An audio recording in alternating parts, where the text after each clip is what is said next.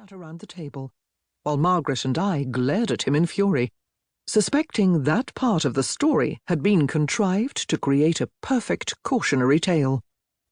Lily's tragic tale and disappeared child remained sources of endless conjecture among the family's female faction, particularly the fate of her baby. Had she really had a child? And if so, what had happened to it? Would she, or he, still be alive? But for us, Lily's charisma outshone all else. To have an ancestress who had defied all conventions to pursue an artistic career bestowed a very particular badge on the women of our clan. There was another photograph of Lily in our house, another sepia picture of her as a young girl, probably around the age when she left for London.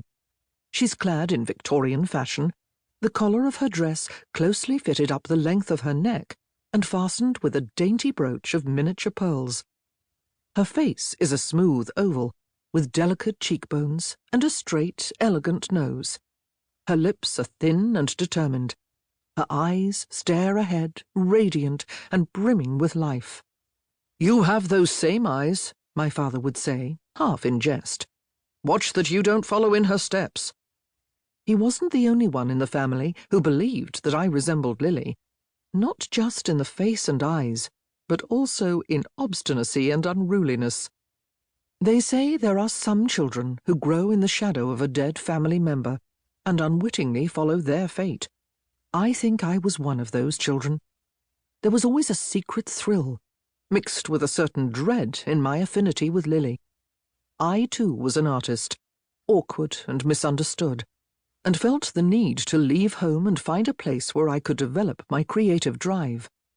In my case, that place was New York, where I settled in 1997 to become a filmmaker and a writer. As I struggled on the path of my artistic career, I often thought about Lily and her journey all the way to Russia at the turn of the 20th century. After all, ploughing through the hardship of growing into an artist in a competitive world dominated by convention and by men is an eternally tough predicament for a woman, at any time in history, in any place. But Lily's journey always felt immensely more far-fetched, braver and riskier than mine, and whenever I fell upon hard times, met insurmountable obstacles, or got close to the end of my rope, I thought of her, wondering if she had encountered similar troubles and how she might have worked her way through. Lily was always in the back of my mind as the ghostly role model of the artist I strove to become. Maybe that's why I became obsessed for years with the discovery of her real tale. Sadly, I had to lose my father to come into possession of further clues to Lily's life.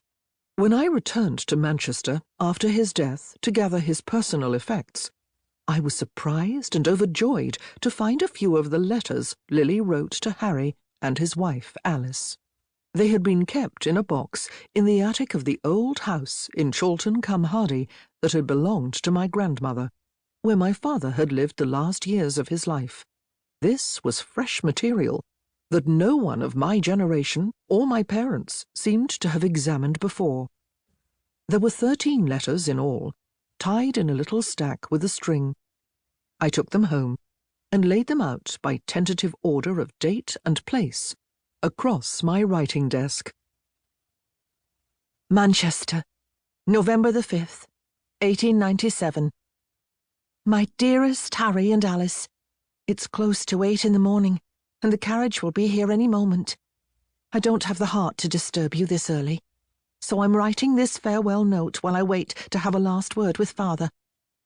Oh, loves, if you knew how thrilled and how anxious I feel right now.